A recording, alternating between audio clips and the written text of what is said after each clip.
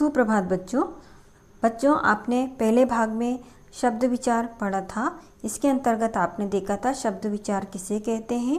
इसके अंतर्गत आपने इसकी विशेषताएं पढ़ी थी और पद किसे कहते हैं हमने पद पढ़े थे। इसके बाद हमने यहाँ देखा था कि शब्दों का वर्गीकरण इन 4 आधारों पे होता है: उत्पत्ति के आधार पर, रचना के आधार पर, प्रयोग के आधार पर, अर्थ के आधार पर। इसके अंतर्गत हमने देखा था उत्पत्ति के आधार पर, जिसमें कि इसको भी 5 भागों में बांटा गया है: तत्सम शब्द, तद्भव शब्द, देशज शब्द, विदेशी शब्द और संकर शब्द। तो बच्चों हमने पहले अध्याय में इस पार्ट का हमने समझा था। अब हम देखेंगे रचना के आधार पर। तो बच्चों आइए हम देखते हैं अब रचना के आधार पर। शब्दों की रचना व बनावट के आधार पर शब्दों को 3 भागों में बांटा जाता है। यानी रचना के आधार पर शब्दों की रचना व बनावट के आधार पर शब्दों को कितने भागों में बांटा गया है? 3 भागों में। अब ये 3 भाग कौन कौन से हैं? रूढ़ शब्द, यौगिक शब्द और योगरूढ़ शब्द। तो बच्चों इसमें हम देखेंगे रूढ़ शब्द। जिन शब्दों का प्रयोग किसी विशेष अर्थ या विशेष वस्तु के लिए होता है तथा जिनके टुकड़े करने पर कोई अर्थ नहीं निकलता, वे रूढ़ शब्द कहलाते हैं। तो बच्चों यहाँ पे आपने देखा जिन शब्दों का प्रयोग किसी विशेष अर्थ या विशेष वस्तु के लिए होता है, किसका? शब्दों का। और जिनके टुकड़े करने पर क्या होता है? कोई भी अर्थ नहीं निकलता है, उन्हें हम क्या कहते हैं? रूढ़ शब्द। इनके सार्थक खंड नहीं किए जा सकते। यानी कि कोई शब्द है, मान के चलिए हमारा नाम, किसी वस्तु को जो हमने नाम दिया है, यदि आप उनके वर्णों को अलग अलग कर देते हैं तो क्या होगा? उसका सार्थक खंड हम नहीं कर सकते। यानी आप वर्णों को अगर अलग अलग कर देंगे तो सब बिखर जाएंगे और उनका कोई अर्थ नहीं रहेगा। जैसे हाथ, फल, घर, शेर, हाथी, कुत्ता, मोर, घोड़ा आदि। अगर हम इनको अलग अलग कर दें, हाथी को ह अलग, थ अलग, मोर का म अलग, र अलग, तो क्या होगा? आप इसका विच्छेदीकरण कर सकते हैं, लेकिन अलग अलग वर्णों का अपना कोई अर्थ नहीं हमको यहाँ दिखाई देता है। इसके बाद हम पढ़ते हैं यौगिक शब्द। जो शब्द 2 या 2 से अधिक शब्दों के मिलने से बनते हैं वे यौगिक शब्द कहलाते हैं तथा इनके सार्थक खंड किए जा सकते हैं, जैसे अनाथालय, पाठशाला, बैलगाड़ी, रसोईघर, स्नानघर। तो बच्चों यहाँ पे आप देख रहे हैं जो शब्द 2 या 2 से अधिक शब्दों के मिलने से बनते हैं। यानी कि हमने देखा यहाँ घोड़ा एक शब्द अभी तक हमने पढ़ा, हमने समझा था। अगर यहाँ पे हम क्या बोल रहे हैं कि 2 या 2 से अधिक शब्दों के मिलने से बनते हैं, तो जब 2 शब्द मिलते हैं, यहाँ पे आप घोड़ा देख रहे हैं, अगर मैं इसके आगे गाड़ी कर दूँ तो क्या? घोड़ा गाड़ी। इसी तरह आप यहाँ पे इन शब्दों को देखेंगे तो इन्हें हम क्या बोलते हैं? यौगिक शब्द कहते हैं।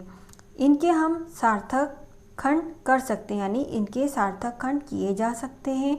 जैसे आप देख रहे हैं अनाथालय, यदि इनको हम अलग कर दें अनाथ धन आलय, तो क्या होगा? अनाथ जहाँ पे वे लोग रहते हैं जिनका कोई आसरा, कोई सहारा नहीं होता है, अनाथ वो लोग कहलाते हैं जिनके कोई माता पिता नहीं होते हैं।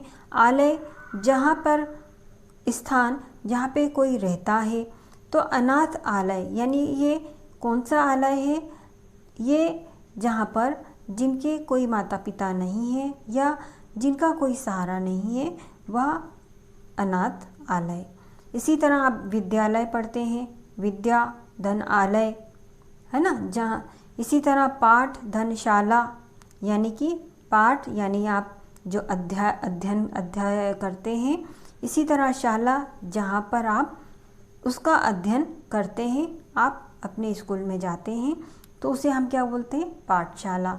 इसी तरह आप देख रहे हैं बैल धन गाड़ी, बैलगाड़ी, यानी हमने इसको अलग अलग किया तो बैल से भी हमको पता चलता है बैल, और गाड़ी भी कोई सी भी गाड़ी हम इससे समझ सकते हैं, लेकिन यहाँ पे जब हमने बैल गाड़ी कर दिया तो क्या हो गया, ये बैलगाड़ी। इसी तरह आप देख रहे हैं यहाँ पे रसोई धन घर। रसोई यानी कि जहाँ पे हम खाना बनाते हैं, और घर जहाँ हम रहते हैं, लेकिन यह भी अलग अलग है। जब हमने इनको एक कर दिया तो क्या हो गया, रसोई घर। जब रसोई घर कोई बोलता है तो हमको समझ में आ जाता है कि किचन यानी जहाँ पर हमारा खाना बनाया जाता है। इसी तरह स्नान धन घर। जब हम इसको अलग अलग देखते हैं तो स्नान, हम हर व्यक्ति स्नान करता है और घर में रहता है, घर से हमको पता चलता है। लेकिन जब हमने उसको स्नान घर कर दिया है तो यानी कि ये इसको हम जहाँ पर सभी लोग स्नान करते हैं। अब हम देखते हैं योग ऋण। योग ऋण शब्द दो या दो से अधिक शब्दों से मिलकर बने होते हैं, किंतु अपने सामान्य अर्थ के स्थान पर ये किसी विशेष अर्थ के लिए प्रयोग किए जाते हैं। अब योग ऋण शब्द क्या होते हैं, जो कि दो या दो से अधिक शब्दों से मिलकर बने होते हैं, किंतु यहाँ पे क्या बता रहे हैं कि अपने सामान्य अर्थ के स्थान पर, यानी इनका जो सामान्य स्थान, सामान्य अर्थ जो है वो क्या हो जाता है, विशेष अर्थ के लिए प्रयोग किए जाते हैं। यानी अब यहाँ पर हम देख रहे हैं कि कोई विशेष अर्थ हमको इन शब्दों से मिलेगा। जैसे कि दशानन। दशानन को हम क्या बोलते हैं, रावण। लेकिन जब दशानन आप देखते हैं तो दशानन से जो इसका विशेष अर्थ क्या निकल के आता है कि 10 मुख वाला, है ना, जिसके 10 मुख हैं, अर्थात कौन, रावण। इसी तरह पंकज। पंकज को हम क्या बोलते हैं, कमल। लेकिन इसका जब विशेष अर्थ हम निकालते हैं तो क्या बनता है, कीचड़ में जन्म लेने वाला, अर्थात कमल। इसी तरह चार पाई आप देख रहे हैं, ये भी क्या है, दो शब्दों से मिलकर बना है। और इसका अर्थ क्या होगा, देखिए यहाँ पर खटिया, लेकिन इसकी विशेषता क्या है कि 4 पैर इसके होते हैं, इसीलिए इसको चारपाई बोलते हैं। लंबोदर यानी गणेश, इसकी विशेषता क्या है, लंबा है, उदर जिसका, यानी जिनका पेट क्या है, लंबा है। तो बच्चों यहाँ पर आपने देखा यौगिक, योग ऋण शब्द। अब हम देखेंगे प्रयोग के आधार पर। प्रयोग के आधार पर शब्द दो प्रकार के होते हैं, विकारी शब्द, अविकारी शब्द। तो विकारी शब्द क्या होते हैं, वाक्य में प्रयोग करते समय जिन शब्दों के रूप में परिवर्तन हो जाता है वे विकारी शब्द कहलाते हैं। व्याकरण के आधार पर ये 4 प्रकार के होते हैं, यानी कि विकारी शब्द वाक्य में प्रयोग करते समय जिन शब्दों के रूप में परिवर्तन हो जाता है, जैसे कि हमने पहले पढ़ा था, मोहन बाजार जा रहा है। तो यहाँ पर हम देख रहे हैं शब्दों के रूप में परिवर्तन हो जाता है। अगर मैं बोलूँ कि मोहन खाना खाता है, मोहन रोज़ सोता है, तो यहाँ पर क्या हो रहा है कि मोहन तो शब्द वैसा का वैसा ही है, लेकिन विकार उत्पन्न होने के कारण उसके रूप में परिवर्तन हो रहा है। तो यहाँ पे आप देख रहे हैं संज्ञा, सर्वनाम, विशेषण, क्रिया। तो संज्ञा, यहाँ पे कौन है संज्ञा, सलमान, घोड़ा, दिल्ली। इसी तरह सर्वनाम क्या है, संज्ञा के स्थान पर जब हम किसी अन्य शब्द का प्रयोग करते हैं तो क्या, जैसे मैं, हम, तुम आदि। इसी तरह आप देख रहे हैं विशेषण, यानी कि जब हमें संज्ञा की कोई विशेषता पता चल रही है, तो जैसे लाल, छोटा, मोटा, खट्टा, मीठा आदि। जैसे कि सलमान छोटा है, सलमान ने लाल कपड़े पहन रखे हैं।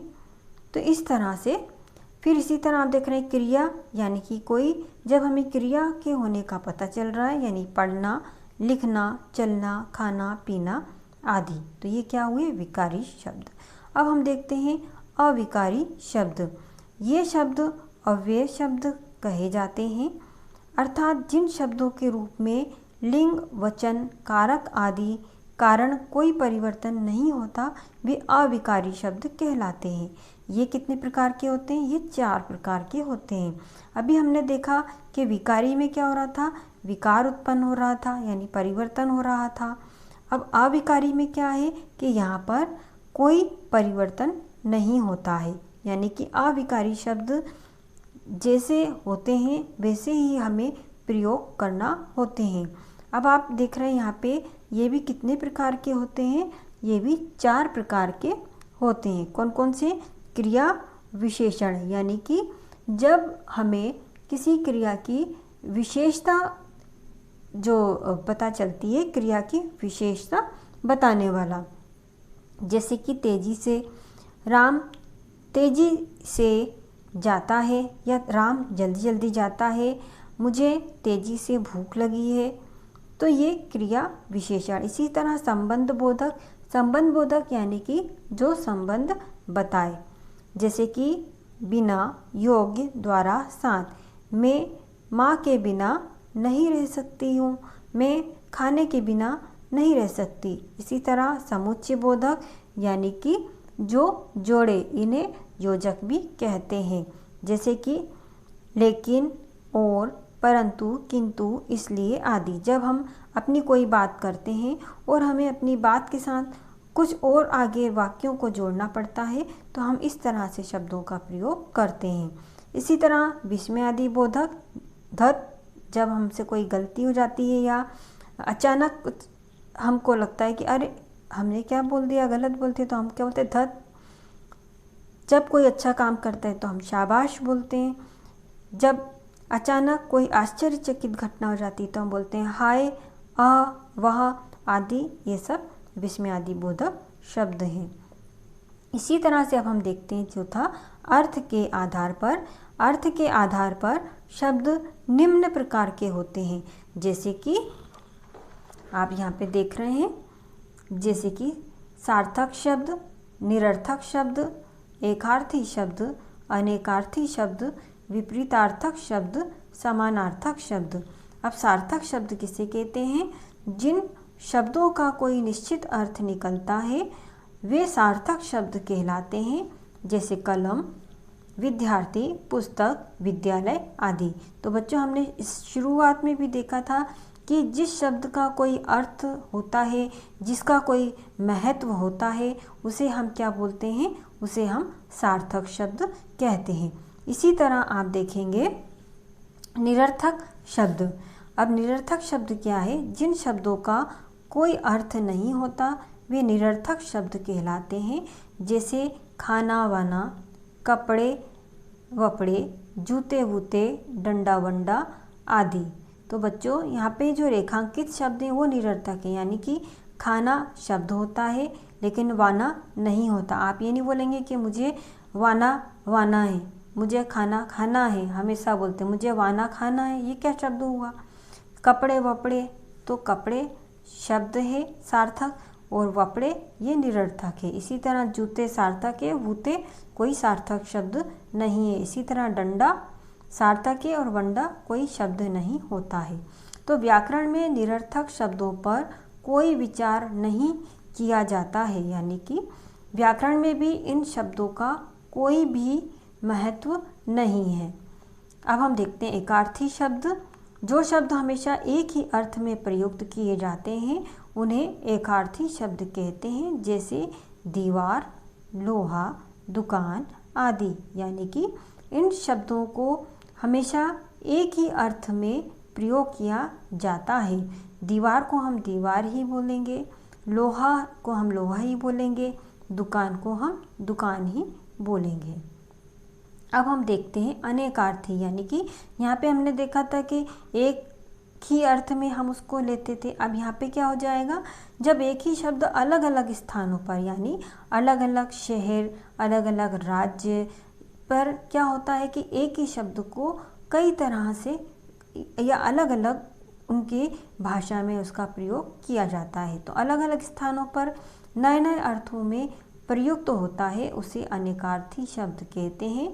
जैसे कल मशीन, आने वाला दिन और बीता हुआ दिन।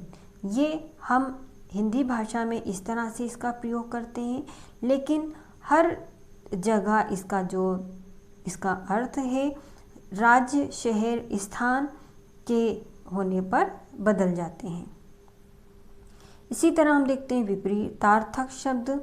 जो शब्द विपरीत अर्थ प्रकट करते हैं उन्हें विपरीतार्थक शब्द कहते हैं। इन्हें विलोम शब्द भी कहते हैं, जैसे आकाश का होता है पाताल, जन्म का मृत्यु, रात का दिन, तो ये विपरीतार्थक शब्द कहलाते हैं। इसी तरह समानार्थक शब्द, जिन शब्दों के एक से अधिक समान अर्थ होते हैं उन्हें समानार्थक शब्द कहते हैं। ये पर्यायवाची शब्द भी कहलाते हैं, जैसे हाथी को गज, हस्ती, वितुंड भी कहते हैं, नदी को सरिता, जलमाला, तरंगिणी आदि भी कहते हैं। तो बच्चों, यहाँ पर आपने दूसरे भाग में आपने पढ़ा रचना के आधार पर और प्रयोग के आधार पर, और इसके अंतर्गत आपने इन सभी अर्थ के आधार पर भी आपने इसका अध्ययन किया। अब बच्चों, इसके बाद ये जो अभ्यास है ये इसको हम अगली कक्षा में पूर्ण करेंगे। तो आपको बच्चों ये समझ में आया होगा, आशा है।